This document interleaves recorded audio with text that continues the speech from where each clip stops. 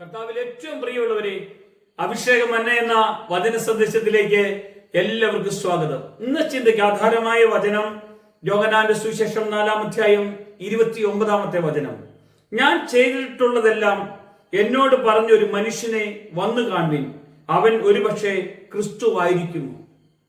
ഇത് പറയുന്നത് സമറിയക്കാരി സ്ത്രീയെ തന്റെ ജീവിതത്തിൽ അനുഭവിച്ച ദൈവസ്നേഹത്തിന്റെ ആഴങ്ങളിലേക്ക് കടന്നു വരാൻ ഇടവന്നതാണ്. ഞാൻ ചെയ്തിട്ടുള്ള എല്ലാ കാര്യങ്ങളും എന്നോട് പറഞ്ഞത് ആരാണ്? നമ്മുടെ ജീവിതത്തിൽ ചില മറിഞ്ഞു കിടക്കുന്ന കാര്യങ്ങളില്ലേ? ചില വേദനിപ്പിക്കപ്പെട്ട കാര്യങ്ങളില്ലേ? പ്രയാസത്തിലേക്കും നമുക്ക് ദുഃഖത്തിലേക്കും വന്ന കാര്യങ്ങളില്ലേ? നമ്മൾ ചില തകർന്നു പോയ നിമിഷങ്ങളിലുള്ള കാര്യങ്ങളില്ലേ? ജീവിതത്തിൽ വന്ന പരാജയങ്ങളില്ലേ? ജീവിതത്തിൽ വന്ന പാപത്തിന്റെയും വേദനിപ്പിക്കുന്നതുമായ സാഹചര്യങ്ങളില്ലേ?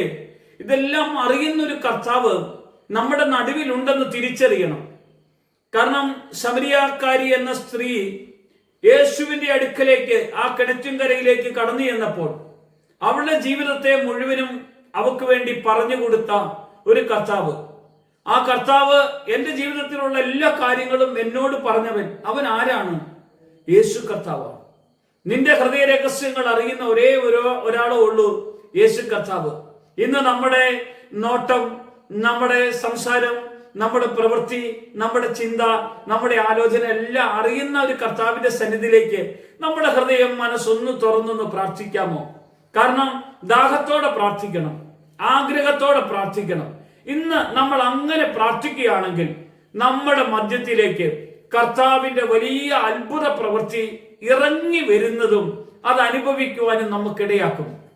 പ്രാർത്ഥനയോടുകൂടെ ഒത്തിരി കർത്താവിന്റെ കൂടെ ജീവിക്കാൻ ആഗ്രഹിക്കുന്നെങ്കിൽ നിങ്ങൾ ഈ വചന സന്ദേശത്തോടു കൂടെ നിങ്ങൾ ഹൃദയം തുറന്ന് കർത്താവിനോട് ഒന്ന് പ്രാർത്ഥിക്കാമോ? കർത്താവേ, എനിക്ക് എന്റെ കാര്യം അറിയുന്ന, എന്റെ വിഷമതകൾ അറിയുന്ന, എന്റെ ജീവിതം മുഴുവൻ കണ്ടുകൊണ്ടിരിക്കുന്ന എന്റെ കർത്താവേ, എന്റെ ജീവിതത്തിൽ അവിടുന്ന് ഞങ്ങൾക്ക് വേണ്ട, അല്ലെങ്കിൽ എനിക്ക് വേണ്ട, എന്റെ കുടുംബത്തിന് വേണ്ട, എന്റെ സഭയ്ക്ക് വേണ്ട, എന്റെ കൂട്ടായ്മയ്ക്ക് വേണ്ട എല്ലാ അനുഗ്രഹങ്ങളും എനിക്ക് തന്ന് എന്നെ ബലപ്പെടുത്തണമേ. കാരണം ആ ദാഹത്തോടു കൂടെ നമ്മൾ പ്രാർത്ഥിച്ചാലുണ്ടല്ലോ, നമ്മളെ അറിയുന്ന ഒരു കർത്താവിനെ ഇവിടെ പറയുകയാണ്, അവനെ വന്നു കാണണം, ചെന്ന് കാണണം. നമുക്ക് അവന്റെ അടുക്കിലേക്ക് ഒന്ന് ചെല്ലാമോ? അവൻ ആരാണ്?